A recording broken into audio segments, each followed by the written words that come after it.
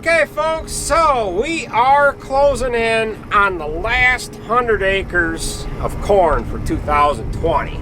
Now, I've had a couple of tire incidents here as of lately. 3 tires today and 2 tires last week.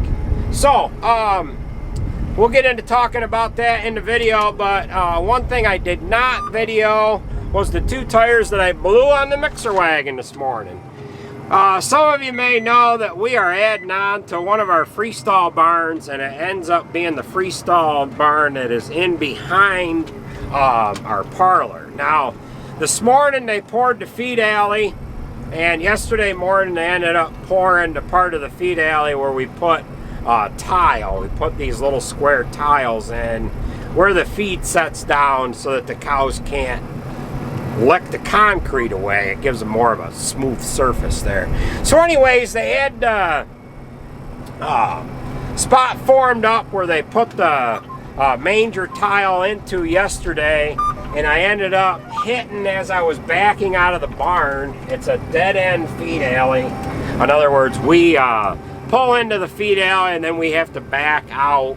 They had their forms on, and then they had their stakes on there too, and as I was backing out, lo and behold, I hit one of their stakes, blew the tire.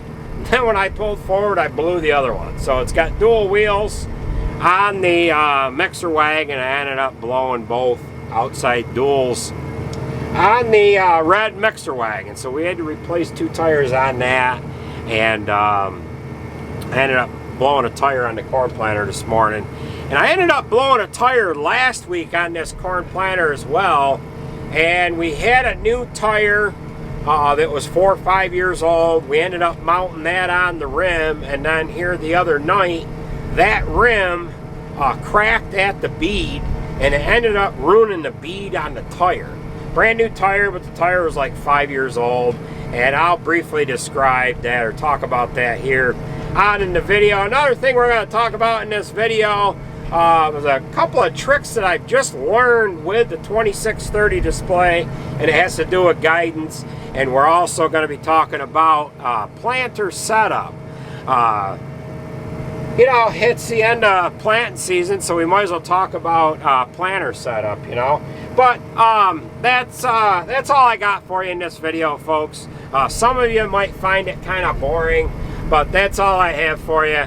In the next couple days, I should have a chopping video out. We've got hay laying on the ground right now. I'll be talking about it later on in the video, but we got rain last night, and it was kind of spotty here and there. But as you can see, the sun isn't really out right now, so any of the rain we did get, it didn't dry off, so it's probably going to be tomorrow before we get planted. It's just after noon time now, and I don't think we're going to be chopping anything today. So enjoy the rest of the video, folks. Thanks in advance for watching, and drop me a comment down below, you know, do all that stuff. I'm not going to beg for thumbs up anymore. It just kind of seems cheesy. And there is the phone.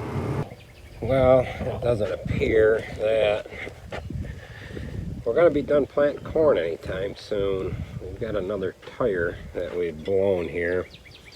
We blew that one a week ago, and then it ended up cracking the rim 3 days later, and now we've got that one that's blown. So while we're getting that tire off in there and waiting for Nate to get up here, I'm going to pull the fertilizer truck over and get it filling with fertilizer, and then we've got to run back to the shop, dismount that tire, and mount on a new one. We switched that one there over to a radial tire, a little heavier tire than the other 2. We put a new tire on that the other day. It only went 3-4 days and it ended up cracking the rim. We don't know why, so we don't know if the tire blew the bead and then it cracked the rim, or the rim was just weak and it cracked and then blew the bead. So we're gonna get this off in there while we're filling with fertilizer.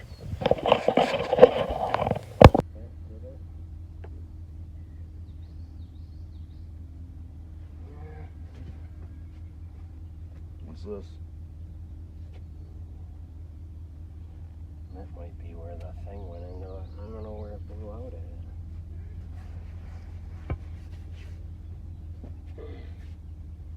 Better get replacing them.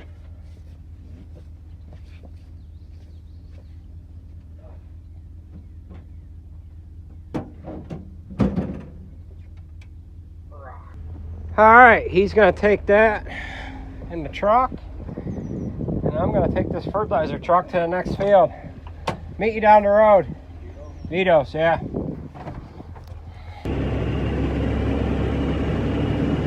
Alright, we've got the tire off. I'm going to head back to the shop, get it mounted up, mount a new one on it.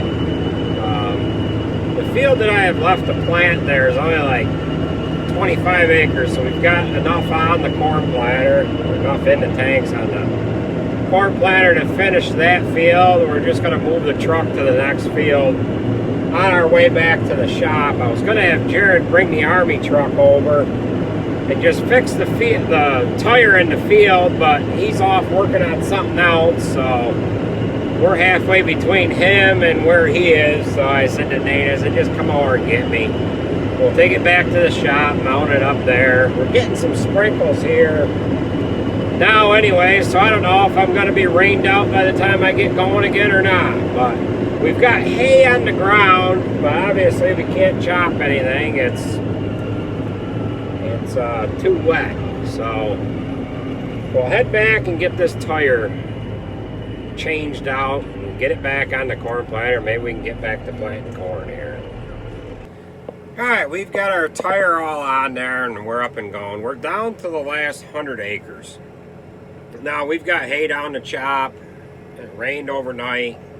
The sun is just kind of drying things out. It was kind of borderline right where I'm here now planting, but to the east of me I've got 30 acres left to do, and I could not do that this morning.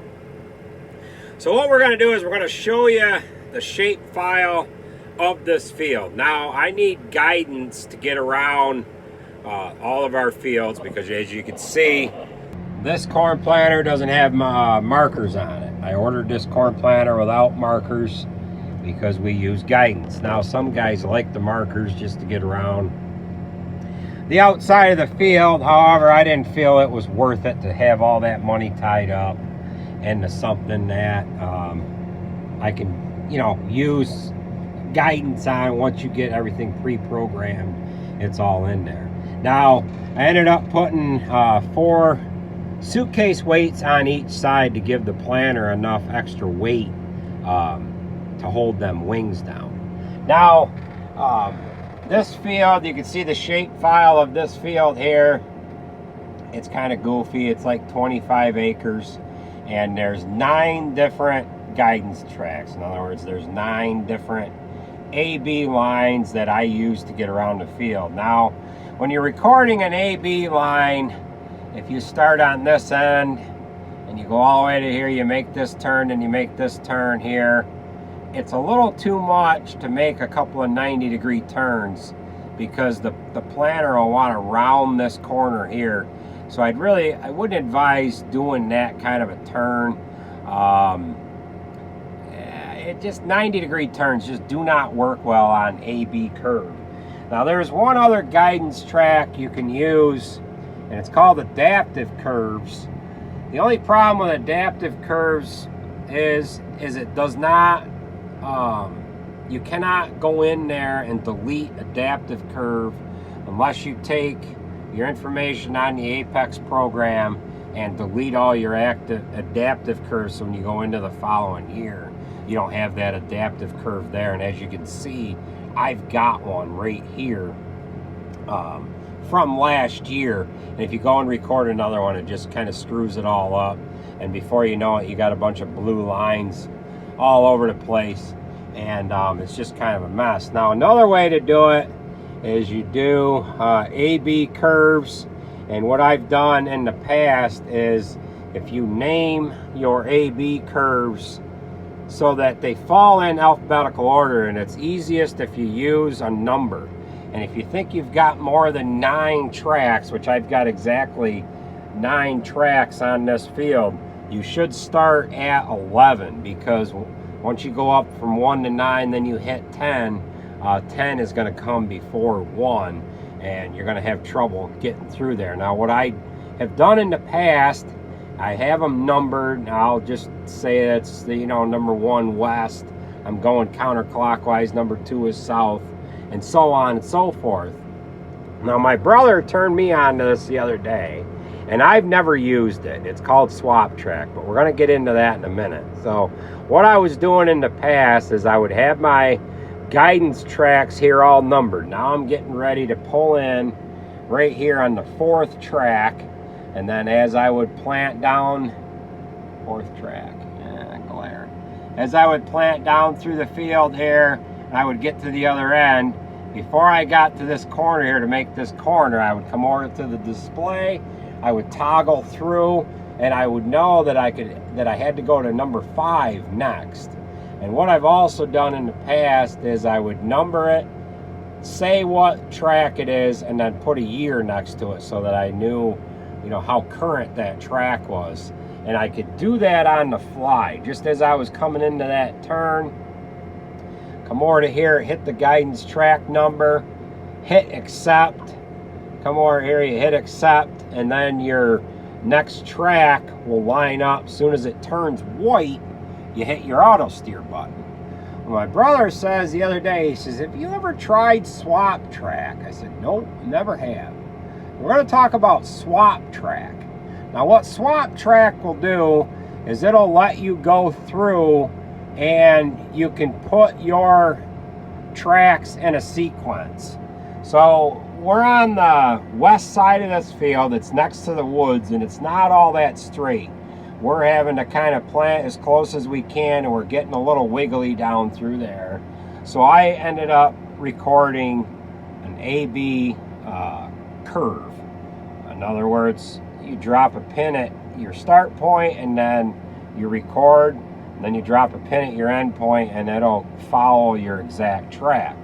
Now, straight track, that's like dropping a pin in where you start and where you end, drawing a string between the two, and it's going to drop you a straight line. You could drop your A pin here and your B pin there, and you could squirrel all around like this. It doesn't matter how crooked you are, but once you go to that straight line, it's just going to draw a straight line. It isn't going to matter if you got out of whack. So what Swap Track is it'll let you use your different guidance tracks in a sequence. So just like I was kind of doing with A-B curve, going through my different tracks in order, it'll let you pre-program this. This is about as close to iTech Pro. iTech Pro will turn you on the headlands. This is about as close as you can get to that. So you can do an A-B curve. Say you come across your headland, and then your next track is a straight one. You can go from A-B curves to a straight track to A-B curve to a straight track, and vice versa. You can only do 4 at a time. So what we have is we're on track number 4 now. However, I've got 9. So you just go into the menu here, and then you can put your tracks in order. So I'm on 4. So I'm going to tell it I'm on 4. And then I'm going to program the next one I want it to go to is 5, and then 6 and 7. Now when I'm on 4, then I'm going to hit 5, then I'm going to hit 6, then I'm going to hit 7. Now, being that it'll only let me put in sequence 4 tracks, once I get to the end of 7, I'll have to stop, or I can do it on the fly. I'll probably just stop. It's a little unhandy when you've got this many tracks, but if you were in, say, a rectangular field or a square field, you're only going to have 4 tracks anyways. So I'm just going to hit accept here. Now, when I get to the end of the field, and we're going to show you, I've got a long ways to travel here. I've got my steering turned on, and I'm just going to hit that rectangular box, and then what's going to happen is it's going to end up putting in this next guidance track. right here. So let's go ahead and get planting, and then we will visit you when we get to the end of the field, and I'll show you how that works and how it's gonna kick our next guidance track over. So we are almost to the end of the field here. See a little bit where the tractor is right there. We're coming in to this corner. Now this edge is not completely straight. It gets a little wiggly down through there. So as we get up into our 90-degree turn, now we just press this tab here. Bang. It's just put our new line in. So once that line gets to there, which I don't like turning the planter like that, so I'm just gonna lift up. I don't like doing a 90-degree turn with the planter. My first time around, I was able to swing that corner and I kept the planter in the ground. But this time I didn't. So we just picked up, moved out, and we're gonna line ourselves up to our track here. You can see it's already highlighted in white. We're coming into it right now. It's lit up white. The tractor's on it. The tractor's turning itself, and the planter is back in the ground. So once we get up to our next line, which this one kind of swoops around, it's not a hard 90-degree turn. We can maybe leave the corn planter down on this turn up here, and then as you can see, I turned the corner a little bit and recorded the turn as I went, and then once I hit stop record, as soon as you hit stop record on AB curve, it draws a straight line from that point beyond say B when you hit B. So this corner here is not really a 90. We're just gonna let it kind of turn the corner. It's coming up into the corner here now. Now all I have to do is hit that blue tab right there. So the tractor's starting to turn it. I might have to take the hand on the wheel for a second. I'm gonna hit that. It's gonna populate 6, but 6 isn't gonna start until I actually started recording 6. So I just need to take the hand on the wheel for a little bit. Now it's lit up, bang. I hit auto steer. And that is putting it right on the line, and it's kept a 30-inch row spacing there from 16 to row 1. And then we'll have the same thing when we get down the other end of the field. We just hit that blue tab. Now once I get that, hit that blue tab, that's gonna take it to track 7, and then I'm gonna have to reload my last guidance tracks to finish this field out. Just taking a glance at these wheels. All that holds them damn wheels in is like a 20mm bolts. I wanted to make sure those two were tight and that they weren't falling off. And it got me thinking that from time to time I'm always checking the levelness of the planter. I mean, everybody knows what one of these things is. This is a seed depth. Little prick is all it is. And you know, most guys carry one of those with them. But one thing they probably don't carry with them is a level, and it is very important to keep these planters level when you're planting. Now that can change from field to field, and I'm going to show you here what I usually do and what I carry with me. I end up carrying a little torpedo level. You can see it sitting right there on the frame. So I've got that level setting on the frame there, and then you want that, you know, your main toolbar, you want that to be level, and that's a magnetic level. What a guy should have, and I'm going to talk about that when I get back in the tractor, but that toolbar wants to be level so that you're not nosing down with your row unit, or being down or nosing up to where you're you know, putting too much pressure on your closing wheel assembly, because essentially where your seat opener frame is more or less in the middle, of that row unit, especially if you've got no-till coulters on the front.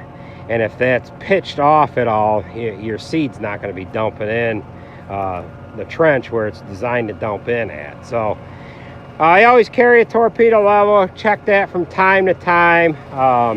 We're running the hitch at about 7% right now. Now we're going up a little bit of an uphill slope, so we're really not on level ground. And I'm going to talk about some things that could be added to a corn planter to make things a little easier for somebody. Well, like I was saying, you know, most guys carry these little things around with them, and all it is just a prick to clean the trench out, to try to find your seeds and measure the depth and all that. And you know, I've got a couple of these. Jackknife works just the same, or a screwdriver or whatever. But another thing that everybody should be carrying with them is a level, and a torpedo level, a magnetic one would be best, to make sure your frame is where it needs to be. Now, that pitch on your frame can change from field to field. If you get into conditions where it's a little softer, your tractor is going to be settled down in the soil a little bit more, therefore you might want to raise your hitch up, but then the corn planter is going to be sunk in a little bit too. So if you could try to maintain the toolbar being as level as possible, you'll do the best job you can with getting seed in the ground. Now, a good tool for somebody, and everybody's talking about cameras these days and everything else, but if a guy had a level permanently fixed on his planter with a camera on it, and then if he found a spot in his cab where he could stick another level and had that level as well, he could keep those two levels in time with each other. In other words, he could watch the frame level on his camera, and then he could watch the level in his cab, and then he could, if he's hooked to the 3-point hitch, he could adjust his 3-point hitch accordingly.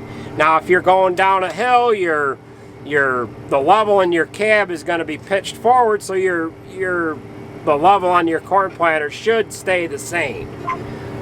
If you started something like that from, you know, a completely level driveway, if you will, with the level that's in your cab, and if you had a camera set up on the main frame of your planter, I think that would be a good idea, and I should probably do something like that on our corn planter this up and coming winter. Now, I've got some equipment on this corn planter, some closing wheels and some other stuff that I got from Schaefert's, and that was one thing he brought up to me. He says, you know, there's a lot of people out there that just they don't have their planters set up, and they're not running them level like they should, and that's one thing that gets commonly overlooked. If you're having a seed trench closing problem, not a seed problem, but a trench closing problem, that could be attributed to the front of your planter being too low, and then by the time you get that transferred out to the closing wheels on the back of the planter unit, those closing wheels could either be riding up out of the ground or just not have enough pressure on them. So I thought I would bring that up along with the swap track guidance trick there.